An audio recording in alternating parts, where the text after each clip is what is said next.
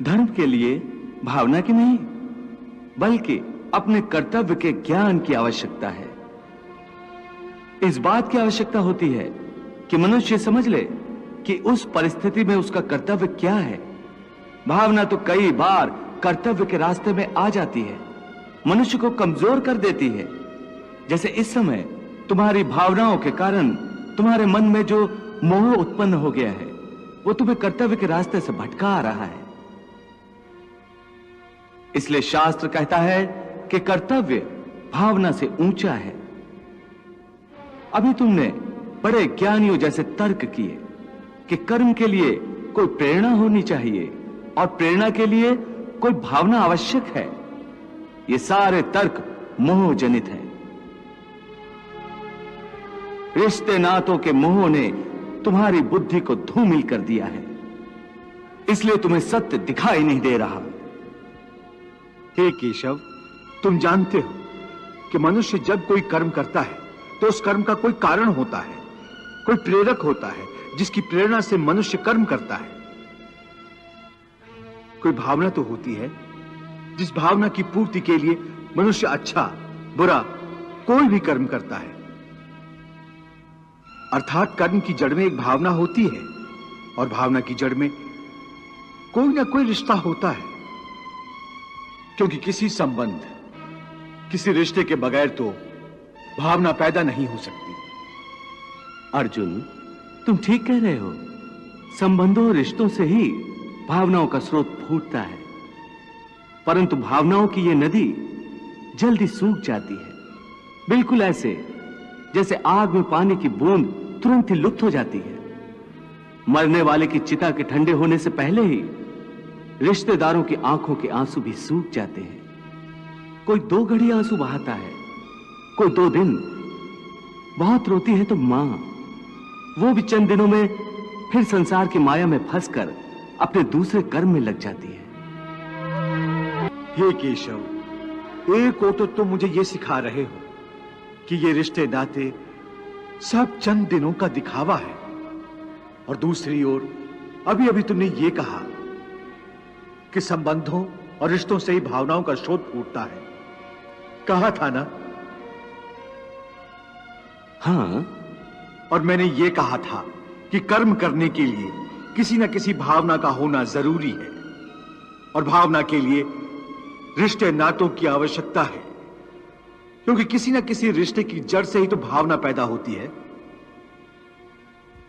इसलिए यदि मनुष्य सारे रिश्ते तोड़ देगा, अपनी भावना को त्याग देगा, तो फिर वो कर्म किसके लिए करेगा? अपने धर्म के लिए। धर्म के लिए? हाँ, अपने धर्म के लिए। अर्थात धर्म के लिए भावना की आवश्यकता नहीं होती? नहीं, धर्म के लिए भावना की नहीं, बल्कि अपने कर्तव्य के ज्ञान की आवश्यकता है। इस बात की आवश्यकता होती है कि मनुष्य समझ ले कि उस परिस्थिति में उसका कर्तव्य क्या है। भावना तो कई बार कर्तव्य के रास्ते में आ जाती है, मनुष्य को कमजोर कर देती है। जैसे इस समय तुम्हारी भावनाओं के कारण तुम्हारे मन में जो मोह उत्पन्न हो गया है, वो तुम्हें कर्तव्य के रास्ते से भटका रहा है। इसलिए शास्त्र कहता है कि कर्तव्य भावना से ऊंचा है। अभी तुमने बड़े ज्ञानियों जैसे तर्क किए कि कर्म के लिए कोई प्रेरणा होनी चाहिए और प्रेरणा के लिए कोई भावना आवश्यक है। ये सारे तर्क मोह जनित हैं। रिश्ते नातों के मोह ने तुम्हारी बुद्धि को धूमिल कर दिया है, इसलिए तुम्हें सत्य दिखाई नहीं दे रहा।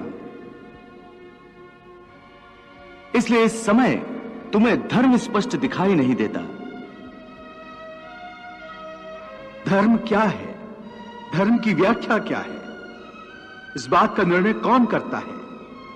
हे मधुसूदन, वो कौन है जो धर्म का विधान बनाते हैं? हे अर्जुन, हर प्राणी अपने धर्म का विधान स्वयं बनाता है। मैं समझा नहीं केशव। देखो पार्थ, धर्म का जो विधान किसी दूसरे ने बनाया हो, वो तुम्हारा धर्म नहीं हो सकता। तुम्हारा धर्म वही है जिसे तुमने स्वयं बनाया हो, जिसे तुम्हारी आत्मा ने स्वीकार किया हो। धर्म व्यक्तिगत चीज है जिसका फैसला व्यक्ति को स्वयं करना पड़ता है। मैं अब भी नहीं समझा केशव। देखो पार्थ, मैं एक उदाहरण देकर समझाता हूं। किसी के गांव पर डाकू हमला करके गांव की लड़कियों का अपहरण कर रहे हैं। उसी समय किसी का पिता मृत्युशैया पर पड़ा जीवन की अंतिम सांस ले रहा है और पुत्र से बार बार पानी का एक एक घूंट मांग रहा है। उस समय उस व्यक्ति का क्या धर्म है? वो मरते हुए पिता के कंठ में अंतिम समय गंगा जल की बूंद बूंद टपकाता हुआ अपने पुत्र धर्म का पालन करे, या उसके गांव की लड़कियों पर जो संकट आ गया है उनकी रक्षा के लिए तलवार उठाकर उन डाकुओं का मुकाबला करे और आवश्यक हो तो जान भी देकर अपने गांव की इज्जत बचाए।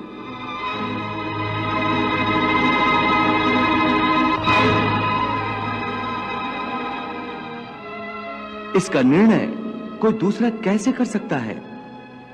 इसको धर्म का दोराहा या धर्म संकट भी कहते हैं। ऐसी परिस्थिति में वो व्यक्ति क्या करे? उसका फैसला कोई बाहर वाला नहीं कर सकता। यह निर्णय उसी को लेना होता है कि उस समय उसका प्रथम धर्म क्या है। उस समय उसकी आत्मा जो आवाज दे वही उसका धर्म है। इसलिए हे अर्जुन, हर प्राणी का धर्म व्यक्तिगत होता है।